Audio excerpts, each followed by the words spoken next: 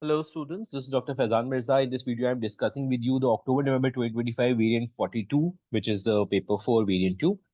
Okay, the first question here came for the flooded fields and how rice is grown there. Again, the name of organism is given in binomial nomenclature. The first word represents the genus, the second represents the species. As I mentioned earlier in my previous videos as well, figure 1.1 outline the effect of rice plant growing in the flooded field. So you place it in the flooded field, there's a lower concentration of mineral ions and A. What is A? A should be oxygen because we know that in mud, there's low oxygen there. And then the high concentration of a wastewater B start to form, which is ethanol. Why? Because the roots, the submerged parts, they start to respire anaerobically and plants respire anaerobically using the ethanol pathway. Then there is a tissue C, which is parenchyma. It makes sure that the air circulates within and production of ethylene, ethene. Now, this is something new here. Although these two are mentioned as facts, we already recall them. You just recall them and then you state them. But this part, the ethylene part is something which is given as new here. This is new information. So this here gives you the idea that this question is an assessment objective 2, where they ask you to solve a problem using new information and the additional information that you already have. So this low oxygen then allow production of ethylene, which means hormone increases. When this increases, the breakdown of abscisic acid occur. You need to recall what abscisic acid is doing. So if it decreases, what outcome will it have? So describe the root cell, how it responds to high concentration. So undergoes the ethanol dehydrogenase enzyme. Is there, it carries out the reaction and breaks down the ethanol into non-toxic products. So this is gibberellin shown to you, gibberellin and the length of stem. So in millimeters, you can see that the length keeps increasing. When the concentration of gibberellin increases, describe the relationship between shown in the figure. Whenever the question comes for describe, what do? You just quote the data. So you keep on quoting the data and you just give the description. So for values, for example, you will give the value quoted with the unit that at this concentration, this is the millimeter, at this concentration here, and it reaches to a maximum of this, so on and so forth. But measurement, the units had to be mentioned when you quote the data. That's how you answer the question of describe. ABA is a plant is that in the hormone that inhibits the action of gibberellin. With reference to figure 1.1.2, explain how the impact of ethylene production and the growth of rice plants in flooded plants. So they have mentioned to you how ABA is working. This information is given to you. ABA is inhibiting gibberellin. So if it's inhibiting gibberellin, then gibberellin will not be able to act and then the stem will not elongate. So here, in this case, since oxygen is low, this low oxygen increases ethylene. And as mentioned in the figure up given to us, when ethylene increases, this reduces ABA. When ABA reduces, this increases this gibberellin, and the plant length, the stem will start to elongate. This is exactly what they are asking you to write. The importance of ethylene in production of tall plants of rice. And what will be the outcome here? The outcome will be that the stomata will be exposed to the air because they are not having access to the oxygen and the gas exchange there. Okay, explain the term gene, the phenotype, and genotype. So gene, genotype, phenotype. Gene, you just recall the straight definitions and mention these definitions have to be learned. So gene, a section of DNA that codes for a polypeptide or a protein. A genotype, it's all the alleles in the cell for a particular gene on a homologous chromosome. So you have to mention on a homologous chromosome and the alleles for that particular gene. Phenotype, appearance of a certain trait or or characteristic in an organism. And this is what you mentioned there on a cell. Okay. A monohybrid genetic cross was carried out to produce F1 offspring and an F2 generation. Outline how monohybrid genetic cross is carried out. State the expected percentage of each of the different type of genotypes and F2 generation. Assume that the inheritance pattern of an autosomal dominant and recessive trait. So you just have to explain a very simple monohybrid cross in which two organisms which are homozygous and one is dominant and the other one is recessive, you are crossing them together. So for example, you are crossing capital A with a small a, small a. So when you cross them together, you get all the 100% hybrid offspring, capital A, small a. And when you cross these together this is the F1 offspring. Now, if you cross the F1 offspring together, F1 offspring crossing together will produce F2 offsprings in the ratio of 9331, something that you have been doing in your O level as well. So this is 9393, sorry, not 9331.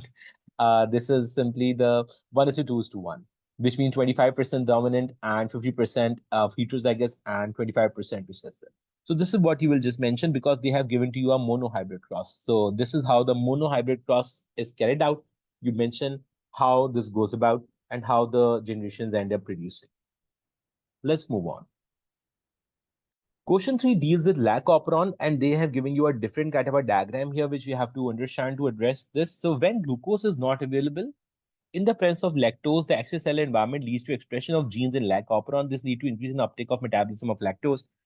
When glucose and lactose are both available, we know that if both are available, what will happen? Lactose is still prevented from entering because the glucose is high. If glucose is already there, why would the lac operon start to work? Why would it start to make unnecessary enzymes when glucose is readily available to make ATP? Figure 3.1 shows what happens when glucose enters the bacterial cell, how it prevents the entry of lactose. So what's it doing? The glucose enters bacterial cell using a transport protein. Glucose is polar. So glucose being polar must be using a transport protein to cross the cell. B is an enzyme found in the cytoplasm. So there is an enzyme B. In the bacteria, B catalyzes phosphorylation of glucose to produce glucose 6-phosphate. So this B enzyme is already having a phosphate group P. When it's carrying out phosphorylation, it means that it passes on the phosphate to this glucose, so it becomes glucose 6-phosphate, whereas the enzyme becomes B, which means it loses the phosphate group. When it loses the phosphate group, this enzyme B then can go and then can bind with lactose permease protein. And when it binds to the lactose permease protein, lactose cannot enter. So till B is attached here, lactose cannot enter. And why the B got produced? Because glucose entered and B got set free from phosphate. In this case, we know the repressor will be there at operator region and the lac operon will stay switched off. With reference to figure 3.1, Siddharth explained how the presence of glucose and the extracellular environment prevent lactose from entering the cell. So we just mentioned how the glucose enters through the transport protein as the thing that I've already mentioned. How we mentioned the shape, the change of shape, because if the shape doesn't change of this lactose permease protein, the lactose can still enter. So binding of B changes its shape. The dephosphorylated B. Dephosphorylated means simply the phosphate ion phosphate group that has been removed from that. Suggesting that the advantage of the bacterial cell in preventing entry of lactose when glucose is present in the external environment. So this prevents the loss of energy from the ATP or the loss of amino acids that would have occurred if the cell would have wasted ATP or the amino acids in making a protein or something which is not required by the cell necessary at that time. Because glucose is already available, why should it take a longer route to make enzymes to break down a disaccharide into monosaccharide and then respire that monosaccharide when the monosaccharide is already available? The glucose 6-phosphate is in cytoplasm of the bacterial cell is used to produce fructose 1,6-phosphate. Fructose 1,6-phosphate is used in cytoplasm. Outline the events that occur in glycolysis following the production of fructose 1,6-phosphate. So you just recall glycolysis and how it follows. So fructose 1,6-bisphosphate splits to molecules of TP. The TP are triose phosphates. The triose phosphate then oxidizes and loses hydrogen to NAD. And the reduced NAD oxidizes in the cytoplasm by passing hydrogen to pyruvate. The pyruvate is regenerated and ATP is produced here by substrate-linked phosphorylation. So this is what we'll just mention here. Why have we not included mitochondria in this condition? Because we are in the bacteria. A bacteria is a prokaryote. When it's a prokaryote, you cannot push this reduced energy into the mitochondria for regeneration. You have to stay in the cytoplasm and just carry out substrate-linked phosphorylation. Okay, so this is how this goes on.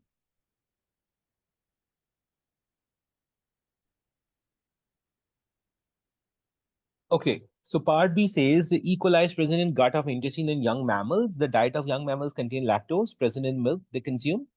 Scientists carried out an experiment using E. coli with lac operon, lac plus E, which means they have lac operon working, and E. coli without the lac operon.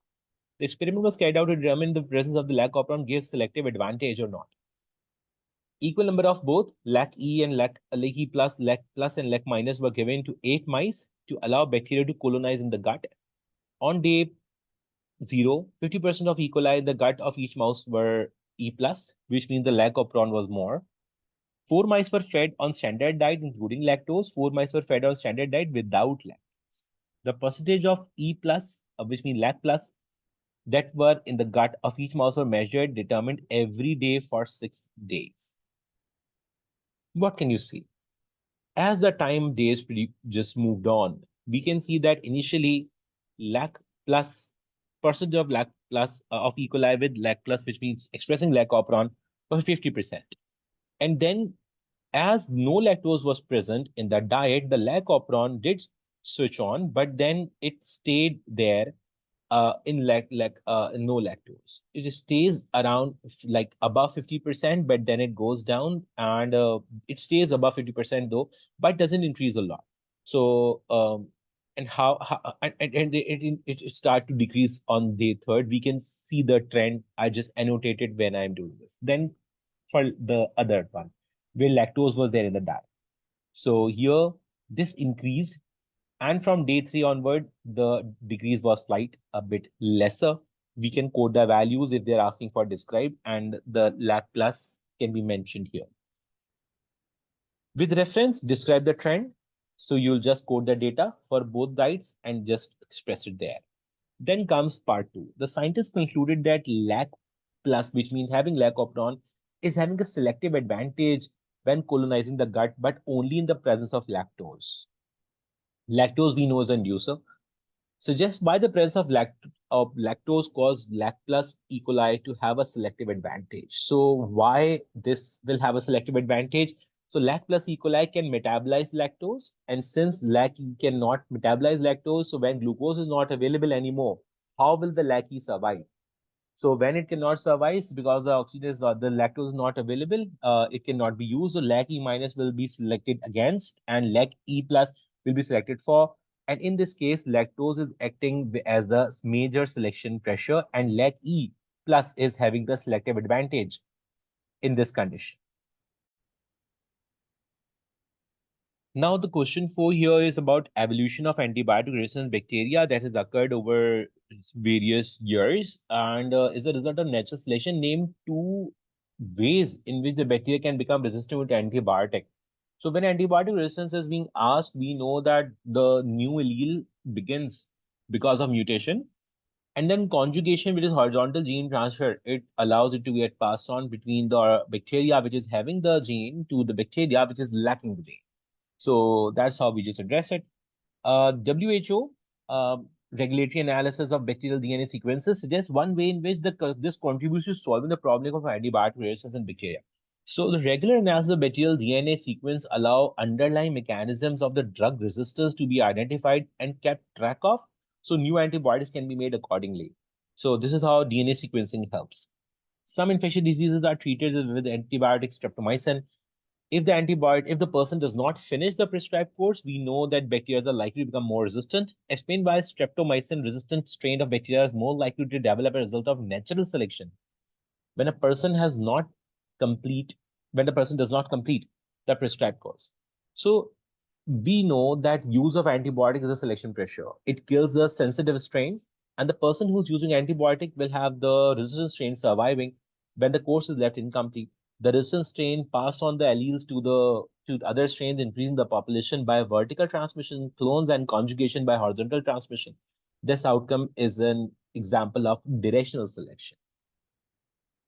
Whenever we are talking about vertical transmission simply means the clones being formed, and horizontal transmission means how the conjugation occurs and how this passes on the gene to the others who lack this gene. Then we move on. This is the question 5 here. MLD is a genetic disease that affects the nervous system. MLD is caused by mutations, ARSA gene located on chromosome 22. The gene which is having these many base pairs, 3150 base pair in length, include 8 exons. It is shown in figure 5.1. So you can see the diagram, the figure here, figure 5.1 showing you all the exons. So if you start to count them, this is first, second, third, fourth, fifth, sixth, seventh, and eight exons here, and the regions in between must be the introns. We know that when the primary transcript is made in the prokaryote, in the eukaryote, the introns and exons are there together. But as the post-transcriptional modification occur, we cut off all the introns from there and we join the exons together. And the exons which are joined together to form the mRNA will be much shorter in length eventually. And these exons can be rearranged so you can place one after the other in various arrangements to make different proteins out of the same mRNA in different cells. We know this from AS. If not, then I've just recalled it here. So a genetic test is carried out using DNA sequences available to identify the mutations in this gene associated with this disease. This sequencing method can only work if the DNA fragment size is 1,000 base pair. This is given to us. This test involves a number of different stages. Genomic data is extracted from blood sample. PCR is done for 5 primers. Gel electrophoresis is carried out for separating the DNA fragment sequence, and analyzed for mutation. So you can recall all the techniques which are used in genetic engineering.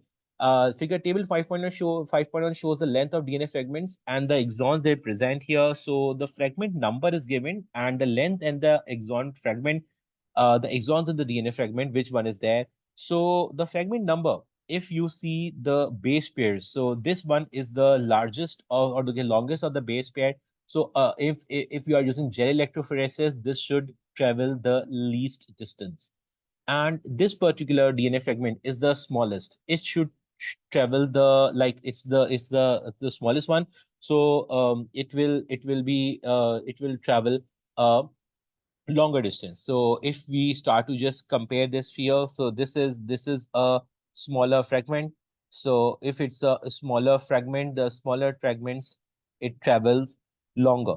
So it travels longer. And similarly, this is a longer fragment, or you can say uh, the longer fragment. And when it's a longer fragment, the fragment, it travels shorter. So we just annotate here. So for our own understanding, and then we can address this later because this is the genomic data and the DNA primers are used. Name two other substances that are added to PCR machine other than the primers. So we add Taq polymerase to allow the elongation of the DNA, so the new nucleotide can be joined by phosphodiester bond and which is thermostable. So the DNA nucleotide DNTPs are added so they can bind to the growing polynucleotide strand by complementary base pairing. So we mentioned that, and this is the gel electrophoresis data given to us of the sequences. And we can see that fragment 1 being the smallest fragment, it travels a longer distance. You can see it traveled a longer distance, whereas fragment 5 being a much larger fragment, it travels a shorter distance. Suggests the role of DNA ladder. Why the DNA ladder is added? The DNA ladder is used as a control. It's basically used to compare within the DNA fragments, like whether this is the type of DNA fragment, which size is it, because it will be of the same size as the DNA ladder covering the same distance. Plus, it also shows that the electrophoresis has worked properly in the correct way. So if the DNA ladder is giving you the bands in the appropriate order, which means that all the other fragments must have separated in the correct order as well, since the DNA ladder is being separated in the correct order. It just shows that the technique is being done in the correct way. In the genetic test of MLD, gel electrophoresis are carried out before DNA sequences. So this may the reason why PCR gel electrophoresis are carried out before DNA sequences. So why PCR is done? To just amplify the quantity of the DNA, and electrophoresis to separate the DNA fragments on the basis of the size, and the separate DNA fragments can then be identified for their length with the help of DNA land. Now this is something that they have given to us for the first time. Calculate the number of DNA that are obtained if PCR was run for 35 cycles. Assume that there is one copy of DNA at the start of PCR. So if there is one copy of DNA at the start of PCR, we know that one DNA molecule is having two strands. So will be two strands here, and these two strands, when they are going on and they are getting copied for 35 cycles, so we'll just do 2 by 35. 2 raised to the power 35, we'll just multiply it 35 times because this is going on for 35 cycles, and we'll get the answer here. Then similarly, the last part just deals with how they are saying that this is a degenerative diseases, it's a debilitating disease, and a gene therapy which is known as this is available for countries, and a single dose is there for treatment, but the single dose is very expensive. Blood samples of newborn babies are screened for the rare genetic diseases, which is called the neonatal testing. in most countries, but none include the testing for MLD. You don't really test for MLD in routine. Discuss the social and ethical consideration including this test. So, what are the social and ethical consideration? Should this test be added in a country where gene therapy for MLD is available? Like the people have access to this treatment. Should the screening will be done? We know that the expensive is the treatment itself is expensive, so we'll start our point of discussion from there. So first of all, the testing is expensive. The gene therapy is very expensive. Even the testing is expensive. The screening plus the gene therapy is expensive. Although single dose, the long term effects of treatment are not fully known because it's started recently. So should such cost be knowing the cost? Should this be added? Although we don't know the long term consequences, testing how early for proper detection and give gene therapy to work. You need more studies for that, like with what age the baby should receive this treatment if the disease is there, and the parents can be counseled for this regarding future pregnancies to get tested before birth, which actually makes it easier, because they can decide it on the consequence of that pregnancy earlier. So these are the social and the ethical consideration. Question number 6 deals with you can say the PI3K, a protein kinase P3KB. And here they are saying that this enzyme is involved in regulation of blood glucose. Figure 6.1 shows the signaling pathway involving insulin, and PI3K and PKB in the muscle cells or receptor bind with insulin. It once it attaches to insulin, PI3K it increases PKB, and this cause the activation is given to us, which means both will increase upon attachment of insulin to the receptor.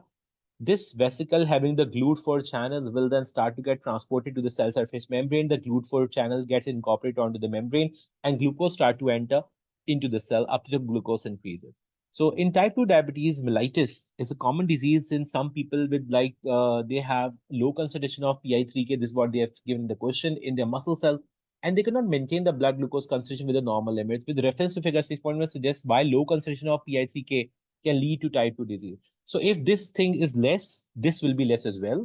And when they are less GLUT4 channels will be fusing with the cell surface membrane. So glucose entering will be decreased. And when the glucose is like coming into the cell less, so more glucose stay outside, and it is unable to enter into the cell by facet diffusion. So this is why it's affected. How the biosensor can be used to measure glucose concentration? You mentioned the glucose oxidase enzyme, the blood having glucose, the enzyme allowing this glucose to be converted to gluconic acid and H2O2, or gluconolactone and H2O2, and then H2O2 produces H2O2 is the basic a product that produces the electrons, and the electric current is generated according to H2O2 being produced, which in turn is proportional to the amount of glucose in blood. The current is proportional to glucose concentration eventually. So you state that, and the current is then amplified, and it is sensed by the electrode. At time they give a mark for the electrode, or at time they don't, and then the current is amplified. The digital reading can be precise reading is can be seen instantly. So it's a 7 good mark answer. It's much better to include as many marking points as possible, not just 7 marking points. Question 7 deals with Venus flytrap. It's having two lobes, and you can see a fly being trapped here between its a stiff hair. So just a reason why the Venus flytrap needs to capture insect even though it carries out photosynthesis. Okay, so why is that? It loves violence? No, it lives in a soil that is deficient of minerals such as nitrates. So nitrates, are the source of nitrogen, and nitrogen is required for protein synthesis and the amino acids and the nucleotides. So many uses of nitrogen. So this nitrogen as an ion of nitrates enter from the soil into the roots, and then is used to make amino acids and the nucleotides and all. So if this plant is living in a region where there is no source of nitrogen available in the soil, so it has evolved to just kill insects and use their nitrates or the nitrogen source. Um, okay, the leaves are specialized in to form to have two lobes. The lobes are red on the upper surface.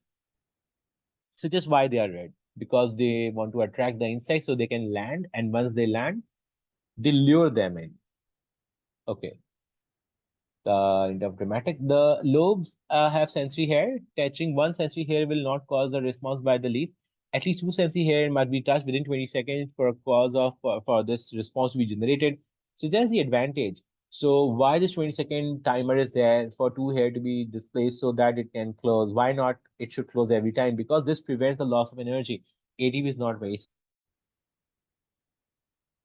Okay, so I think there's a glitch. So what goes on there? So if this was continued there, so what will happen eventually? It will cause the loss of energy and the energy will be wasted. And when the energy is being wasted, we know that this waste of energy will result in unnecessary closure of the trap again and again. Although it was not supposed to close, it was supposed to close only when the this particular insect was there. Otherwise, it was not supposed to close. So let's move on. Okay. So the next part. Why when an insect has been trapped, the leaves have to maintain like remain closed for a number of days. So that's why this need to happen. Because when the trap stays closed, it allows this thing to just keep on getting closed so that the insect can be fully digested and that it gets trapped. It's gradually like extracellular enzyme. You have to mention that they will go and act on the on this particular insect, killing it and digest, and its soluble products will be absorbed back into the lobes. Okay. Furthermore, what do we have here? Action potentials are produced by Venus flytrap during the closure of leaf. Each action potential is also associated with the refractory period. Explain the role of the refractory period impulse in transmission of impulses in the mammalian neuron. So refractory period allow the action potential to travel in one direction only. So unidirectional. It cannot come back. It limits the maximum frequency of action potentials so they do not overlap. And each action potential is a discrete event, like one ends so the next can begin. Question 8 deals with palm oil is the most widely used vegetable oil absorbed used from this condition. IUCN is identifying these orangutan, sorry, this mammal here, and it's placed in the red list and suggests ways in which this may be conserved. So how can you conserve this? Captive breeding, putting it in zoos, putting it in national park, restoring the habitats, ban trade, hunting, poaching, raise awareness, research, funds, you just include that all. Biodiversity can be assessed at different levels. So the three levels that the biodiversity can be assessed: the ecosystem diversity, species diversity, and the genetic diversity. You state them and you just outline them. They have not asked you to explain. Then they're asking you to go for biodiversity, which can be calculated using diversity index. So capital D will be calculated. The formula is provided to you. What do? You are given the common name of these organisms and the small n number. Small n number mean the individual count of how many maples are there, how many elder, how many hazel, and all. When you all add all the small n values together, you get the capital N value, which is 4119. Sorry. Then you will calculate n upon n, which means you divide every value with the capital N value. So how do you get 0.96? It's 807 divided by 4119 and the answer in 3dp. You place it here. Then you square the answer, you place it here, and this is how you just keep in solving. So this entire column is filled at 3dp. Last column is filled at 4dp for some reason in this, so we'll use that. You will just put the value here. You just square 0.451, get the answer here, and you place the answer here. Then how do you calculate the Simpson index of diversity? You sum up all the values. Addition of all these values here will give you the sum total. This sum total will be subtracted from 1 and the answer will be of D. And the answer should be in 3dp because the formula states you have to sum up the values and then subtract them from 1. So you sum up all the values of n upon n squared and then subtract it from 1, give the answer in 3dp. And how this is computed and analyze if it's closer to +1, which means 1, so it's more diverse, is closer to 0, it's less diverse. So that's how we start to align this answer according to the diversity index that we have in this condition. Okay, so next question, let's move on to the next. Question 9 deals with absorption spectrum, chlorophyll A and corresponding action of spectrum. Action spectrum is given to you as well of the species of a plant. Absorption spectrum and action spectrum, what's the difference? The absorption spectrum tells you about the absorption of the pigments, the wavelengths of by each pigment, and the action spectrum simply tells you how much rate of photosynthesis is carried out for that absorbed light. So you can just very well see that the absorption is occurring in which ranges, the peaks are coming, you just quote them from there, and how much rate of photosynthesis is occurring there. So you just mention it accordingly. Explain what is meant by the absorption action spectrum. You just explain it, and how you just how they both are different from each other. Suggest and explain why this curve shown in figure 9.1 for the differential spectrum from curve spectrum of wavelength between 450 and 550. So how is it possible that this thing is not being absorbed and yet the rate of photosynthesis is occurring? Although decreasing, but how is it occurring still? So you will mention the role of those accessory pigments here, because those accessory pigments, they absorb the light energy which is not absorbed by the primary pigment chlorophyll A. So they pass it on the energy to the reaction center, to be used in the light dependent reaction, photolysis and photoactivation, photophosphorylation. So you'll just keep on mentioning. So this is what will be the answer there. Scientists investigated the effect of temperature on the rate of photosynthesis, the rate of respiration of this particular thing at different light intensity. So at high light intensity, and you this values are given to you, temperature in degrees Celsius. With reference to figure 2, to figure this, describe and explain the effect of temperature on the rate of photosynthesis. So rate of photosynthesis is given to you, and rate of respiration is given to you as well. We will not use rate of respiration in this part, only rate of photosynthesis against temperature, and how this curve can be quoted.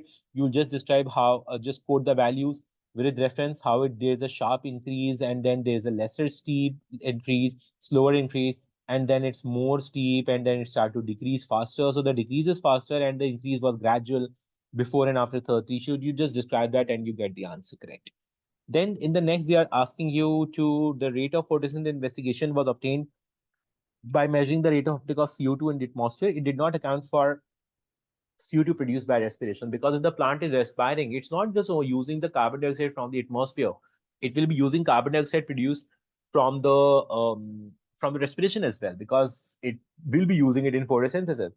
Using figure 9.2, calculate the rate of photosynthesis at 20 degrees Celsius when carbon dioxide produced from respiration is taken into account. So you have to add the respiration wala carbon dioxide in the answer.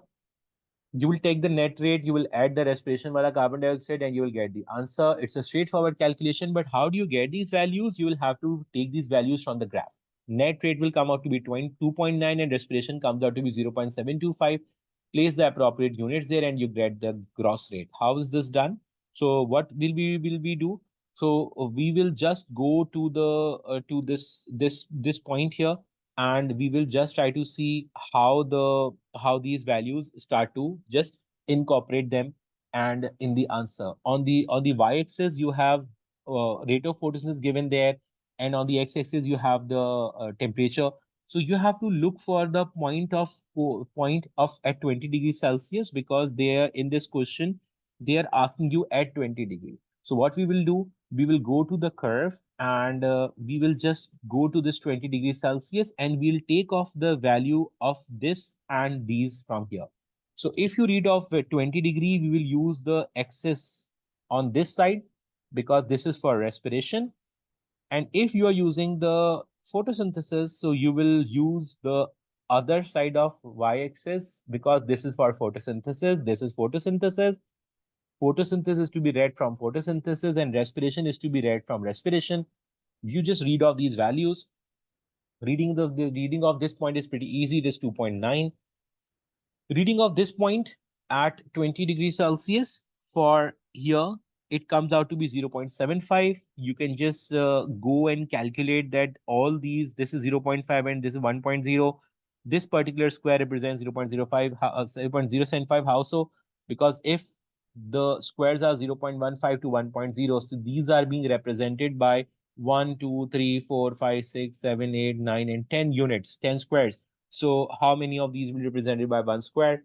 So you have four squares here. Each square is represented there. So you just add them up together, add the two values, 0.5 together with the value that you get here, which will be 0.225 for four squares. These are four squares, 1, 2, 3, and 4. You add these four squares together with 0.5 value. you get the answer 0.72. And then you add them together, and the answer comes the whole. Question 10. Nerve impulses can be transmitted along a myelinated motor neuron to a neuromuscular junction at a speed as fast as up to 100 millisecond meter per second, not millisecond, meter per second. Outline how the transmission speed of 100 meter per second is achieved by a neuron. So the neuron is myelinated by Schwann cells, cover the axon, forming the myelin sheath. Depolarization, repolarization occur only at the node of Ranvier. So the impulse jumps from the node of Ranvier to the other node of Ranvier. The local circuits are established, and the local circuits are long. This allow the impulse to travel at a very high speed. Last part, when a nerve impulse is going on, no, this is not the last part, one more yet to go. When a nerve impulse reaches the neuromuscular junction, acetylcholine is released and they diffuse in the sarcolemma. Describe how the release of acetylcholine can result in the binding of calcium ion to troponin in the sarcomere. So just recall the role of calcium there. So when the acetylcholine comes there and it binds to the acetylcholine receptor, we'll begin the story there on the sarcolemma. A sodium channel opens, allowing sodium to enter. This causes the entry of sodium, and this leads to the voltage-gated sodium channels opening, so more sodium can enter by positive feedback. The sarcolemma then depolarizes. This allows wave of depolarization to spread, and the T tubule to the T tubule. The T tubule responds by opening the voltage-gated calcium channels in the sarcoplasmic reticulum. The calcium enters in the sarcoplasm and binds to troponin, causing it to change its shape. And then they're asking you muscle contraction can be affected by low blood glucose concentration. Suggest how a low blood glucose concentration would affect the functioning of sarcomere. How? So if there's less glucose in blood, ATP production would be less too. So less ATP will be hydrolyzed at myosin head. So less cross bridges will break. Sarcomere stays shortened and paralysis occur. The power stroke gets weaker. Calcium ions are not actively transported back into the sarcoplasmic reticulum. So this is how you address this whole thing. This marks the end of this particular paper. I hope this was helpful for you. I'll end this video.